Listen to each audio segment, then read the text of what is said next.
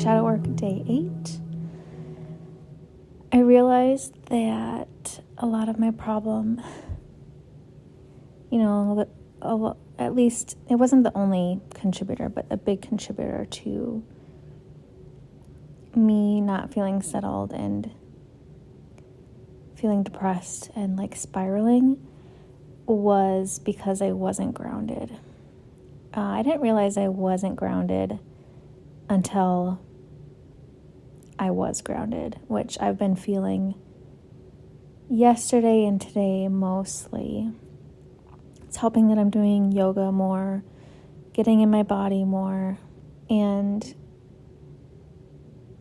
I don't remember what day it was within this past week where I realized that I needed to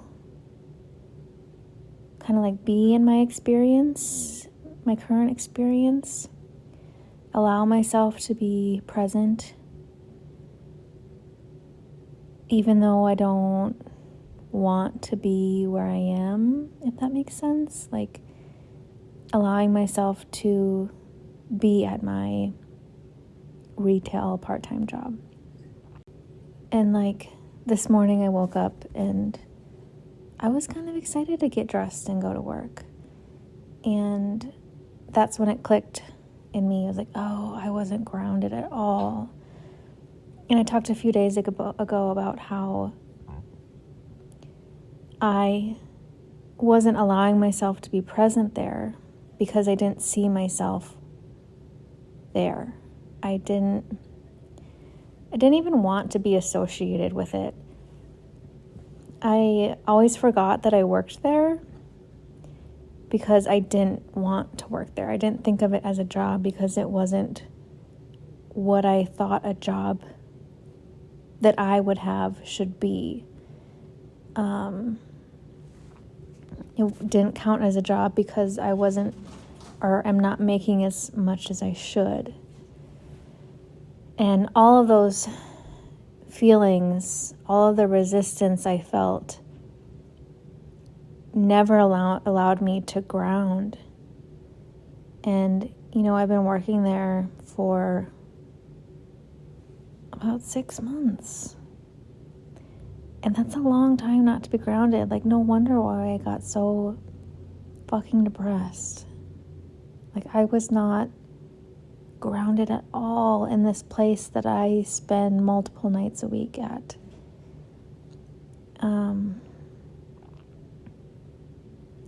And today, like, I got to work and I was like, oh, I'm grounded. And because I'm grounded, I'm able to see that actually it isn't so bad. It's not as bad as I thought it was going to be. It's not what I would have ever predicted. It's not what I ever would have, something I ever thought I would want for myself, but it wasn't such a bad thing anymore. It's just been an interesting realization. So that's where I'm at. Let's see what we're going to channel here. I think we're only going to do a couple more. I'm feeling like we're kind of getting near the end of my public, personal shadow work journey. I think I learned a lot in the last, it's been longer than 8 days, but the 8 days channeling and this voice journaling and then the days in between, I've learned a lot. And yeah, I don't know what's next quite yet. I have a small inkling, but I'm really not sure larger picture what it is, but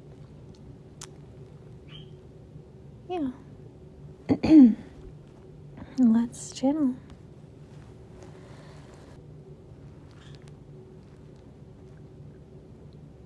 This will be the last shadow work lesson in this format. This is a new piece of news for Alyssa. And we will be working with her further in a larger group setting, but in a more exclusive avenue in which she is not aware of yet.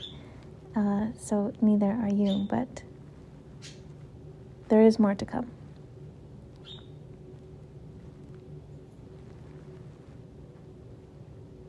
Don't be afraid of what you do not know.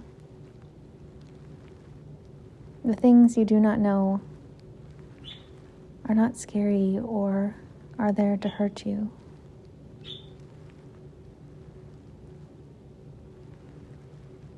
Where there is unknowns, there are gifts and second chances.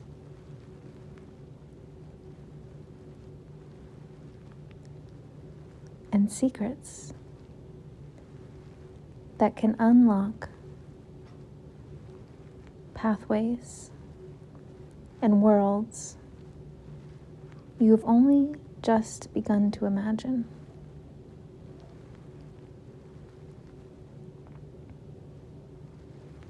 Shadow work allows you to look into each and every crevice of who you are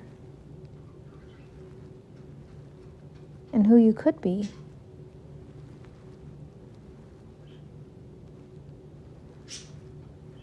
And it is a way to expand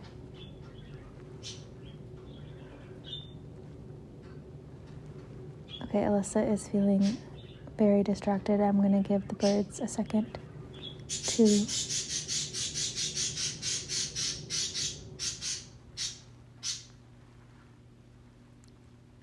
stop arguing.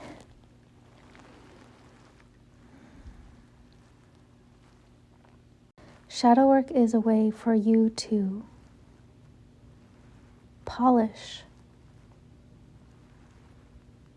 the stones, the cells, the microbiome, the energy centers, the emotional centers within your body, within your makeup. And it allows you to see every inch of that surface in its raw form, so you can polish it into a form that serves you, that you know so deeply and so well. And so you can feel safe putting yourself out into the world and completing your mission and whatever that is.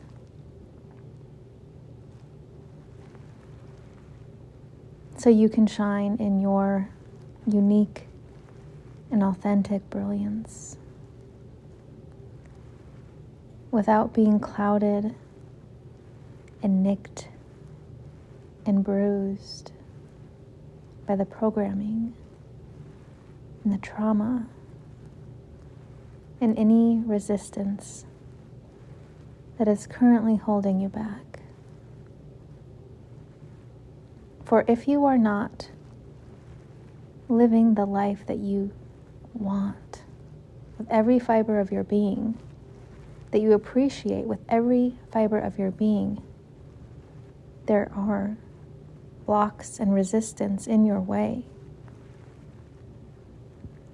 And no one is going to remove those blocks for you. It is a journey that you will need to choose all on your own. And a journey you will need to create the map for. And a journey you will need to be dedicated to every morning you wake up. It requires presence and patience and kindness and compassion. And you will learn to love yourself more than anyone else on this earth could. because your love for yourself matters the most. And in turn, it will allow you to love others more deeply and compassionately for exactly who they are, whether you resonate with them or not, whether you are both on the same life path or not, whether you both want the same things or not. Because that is the beauty of this human experience. You are all different. And you all matter. And your journeys all matter, even in their differences. And you can love someone who is different from you, even if they make different choices from you. And you will have compassion for others and where they are after you learn to have compassion for yourself.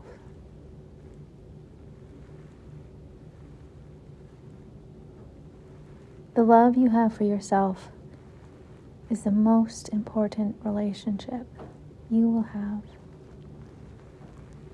In shadow work, whether it is a term you have heard many times or one time,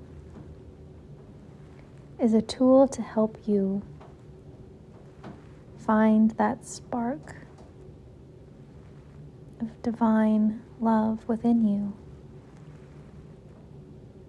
so you can allow it to grow and expand, and then finally shine through every pore, through every action you have, so you are unshakable in your love for yourself and what you're doing and how you are building your life.